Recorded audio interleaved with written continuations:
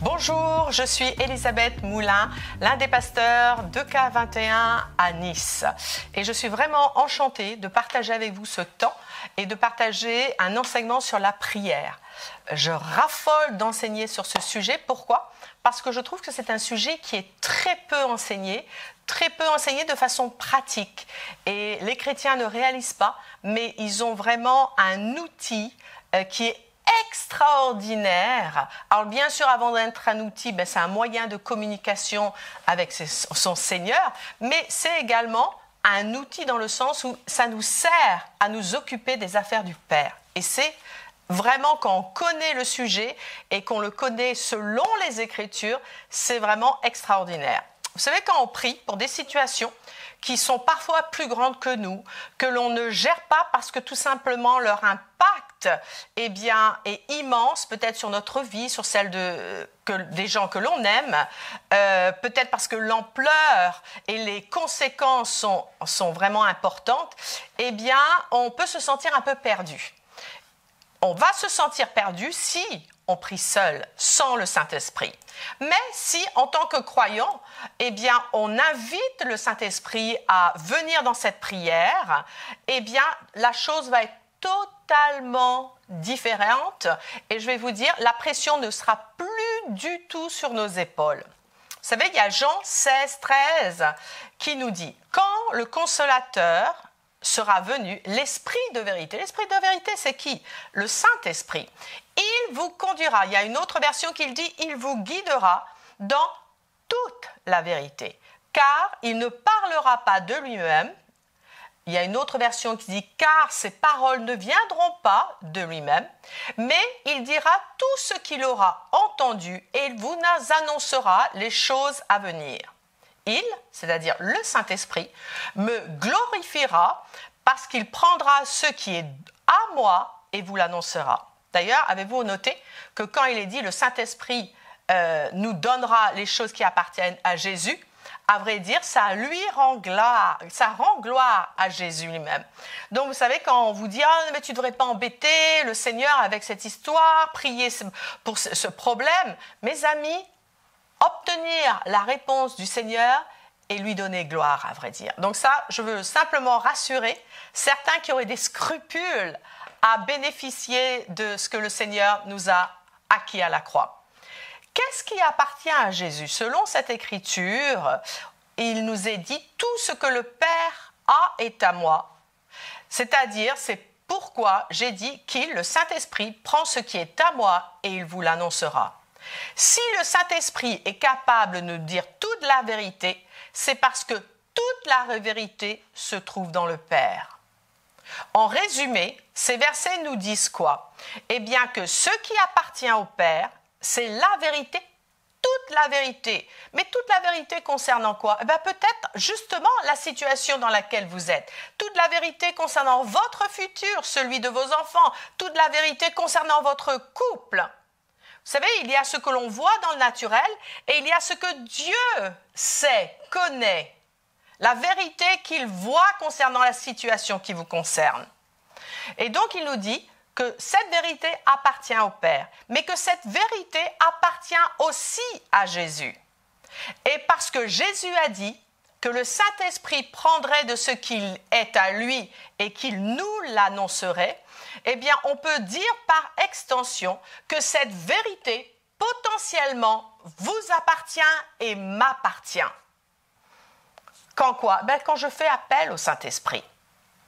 Il est dit dans ce verset qu'il nous annoncera. Il est intéressant de savoir que annoncer veut dire aussi peut être traduit par révéler, par dire, par montrer, par déclarer, par le rappeler et par le rapporter.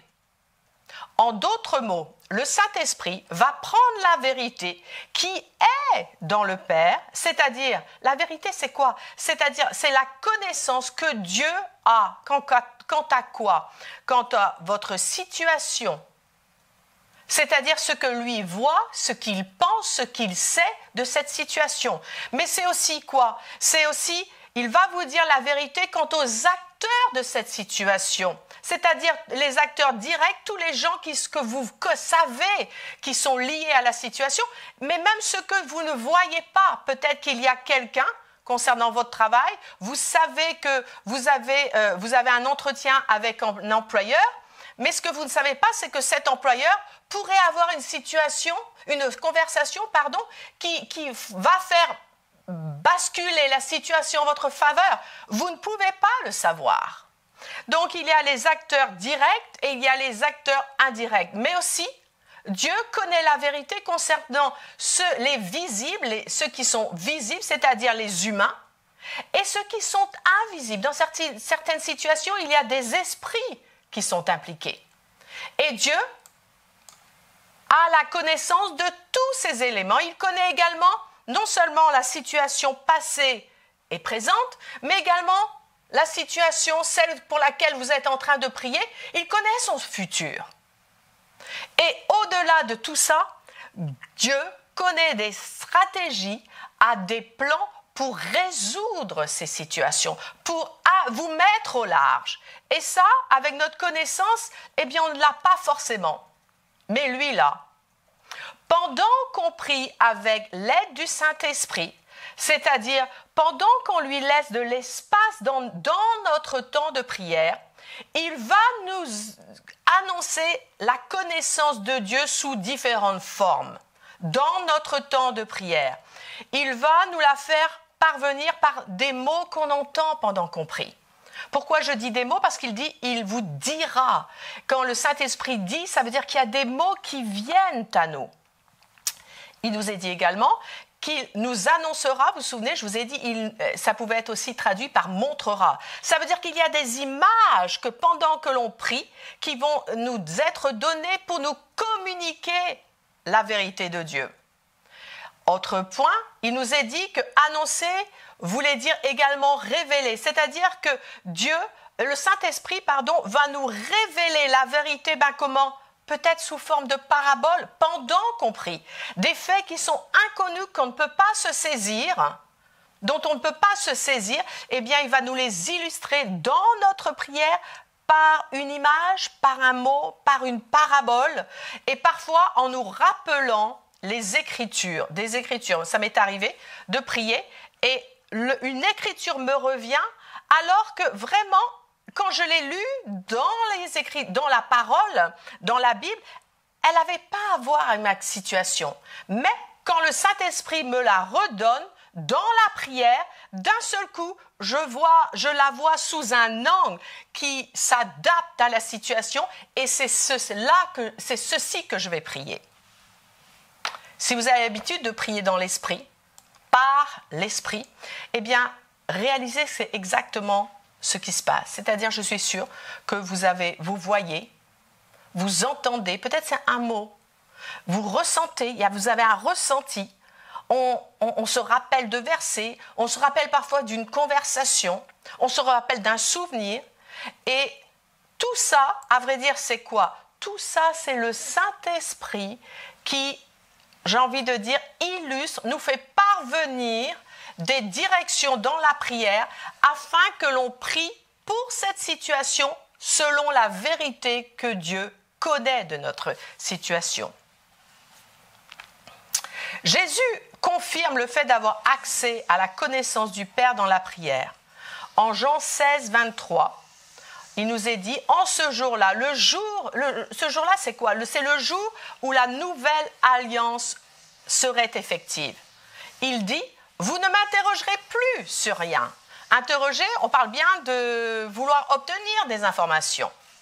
Pourquoi est-ce qu'il dit ça à ses disciples? Parce que tout simplement, les disciples, jusqu'à ce temps, jusqu'avant la nouvelle alliance, posaient directement des questions à Jésus. Or, étant sous l'ancienne alliance, ils ne pouvaient pas avoir personnellement accès au Père. Voilà pourquoi ils passaient pour Jésus. Et Jésus leur répondait avec vérité en illustrant par des paraboles, par des images, par des mots précis, il leur faisait parvenir la connaissance du Père. Et Jésus est en train de leur dire, Une fois que la nouvelle alliance sera établie, les choses vont changer. Verset 23, il est dit, donc après avoir dit en ce jour-là, vous ne m'interrogerez plus sur rien. En vérité, je vous le dis, tout ce que vous demanderez au Père, il vous le donnera en mon nom. Jésus rajoute, jusqu'à présent, vous ne m'avez rien demandé en mon nom. Demandez et vous recevrez afin que votre joie soit parfaite. Mes amis, la prière de la nouvelle alliance est de la dynamite pour n'importe quelle situation que vous expérimentez. Mais j'ai envie de dire, les chrétiens ne réalisent pas ce que Jésus leur a laissé, l'aide du Saint-Esprit dans la prière. En résumé, quand un chrétien s'adresse au Père pour un besoin qu'il a sur la terre, s'il prie avec l'aide du Saint-Esprit, celui-ci, dans son esprit, va lui transmettre la connaissance du Père quant au sujet prié. Et c'est avec cette vérité que le chrétien, qui est un esprit sur la terre, habillé d'un corps, mais qui est un esprit, eh bien, va articuler cette vérité au moyen du parler en langue. Et si son âme est suffisamment calquée sur son esprit, eh bien, il sera capable d'interpréter les mots en langue dans sa langue maternelle. Et pour ça, il faut que son âme soit renouvelée pour qu'il puisse se saisir de ces vérités. Mes amis, je veux vous encourager parce que voyez-vous, l'efficacité dans la prière, ce n'est pas tant ce qui sort de notre bouche, ce ne sont pas simplement les mots qui sortent de notre bouche. L'efficacité pour prier pour une situation dans la prière, pour prier dans une situation, eh bien, c'est d'où viennent vos mots. Est-ce qu'ils viennent de votre tête ou est-ce qu'ils viennent de votre esprit? Est-ce qu'ils sont votre connaissance de la situation ou est-ce qu'ils sont sa connaissance? Est-ce qu'ils sont votre vérité ou plutôt votre réalité ou est-ce qu'ils sont sa vérité?